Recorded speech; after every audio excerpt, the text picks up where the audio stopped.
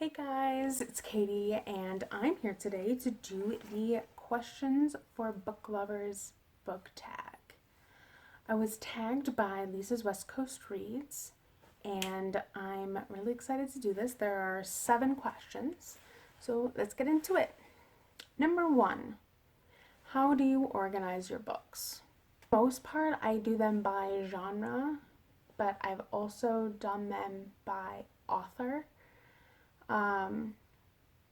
It kind of also depends on which room I'm in and if the bookshelf is actually mine, because I sometimes will share bookshelves with my mom and my dad, so it kind of depends. But in my bedroom, I've got them organized mostly by author and by series, so it kind of varies. And I haven't really redone my bookshelves in a long time. Number 2, do you lend books to your family or friends? I lend them to my family because, as I said, we pretty much share bookshelf space. My dad has his library downstairs, and then my mom and I share the bookshelves in the playroom. She has a few in her office, then I have this one in my bookshelf, and then we have like our cookbook and like other miscellaneous books in the family room. But so yeah, we're all just sharing things here and there. But one thing that I do is if they're actually borrowing one of my actual books, I will make them tell me what they're borrowing and I'll like write it in a book. So it's kind of like they're checking it out. And then I'll keep track of kind of how long they have it just so I know where it is. But when it comes to my friends, I am less likely to lend them my books because 1, I am incredibly protective of my books. 2, I find that if I give my friends books, that either I just don't get them back or they forget about them, and I'm hovering. I hover, and if I know that friend has a book, I will constantly be on them and be like, so how's that book that I lent you coming, and like what part are you at? So I kind of like know when I'm going to get it back. So when it comes to lending things to my friends, I'm a little less likely to do it unless I know you're really, really responsible. So yeah. Number 3, have you ever bought the same book twice? Oh yeah, plenty of times. I have so many different versions of the same book. Some books I bought purposely more than one. Like when I was in undergrad, I had a set of my textbooks and books that I had to read at school, and then when I came home for breaks, I had an extra set here so that I didn't have to lug them back and forth. And then same for high school. I just had an extra copy of a lot of different books, and I've got different versions. Like I don't know how many versions of The Lord of the Rings we have in this house. I think we've got to have at least 3 or 4 different versions of The Lord of the Rings in this house. It's kind of insane. But yeah, I have plenty of duplicate copies of books.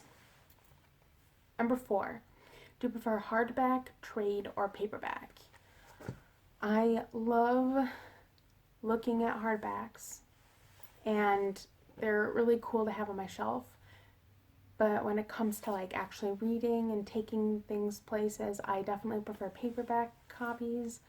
They tend to just look really pretty and really nice, and they all fit on shelves in a compact way. And I'm not sure I know what trade copies are, so we're just gonna like leave that part out of the question.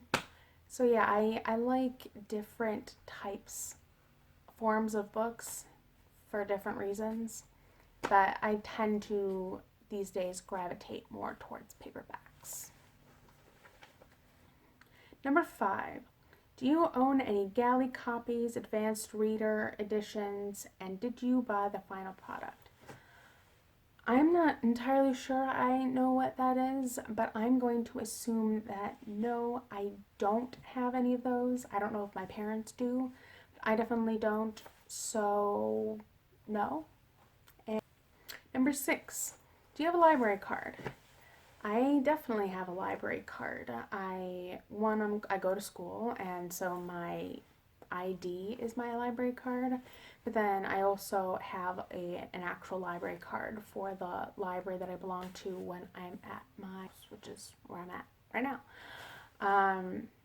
So yeah, I have a library card, but I haven't used it in a really long time because the library near my house has very limited things. It's been around for a while, but the selections are not that great, so I just tend to not go to the library very often anymore.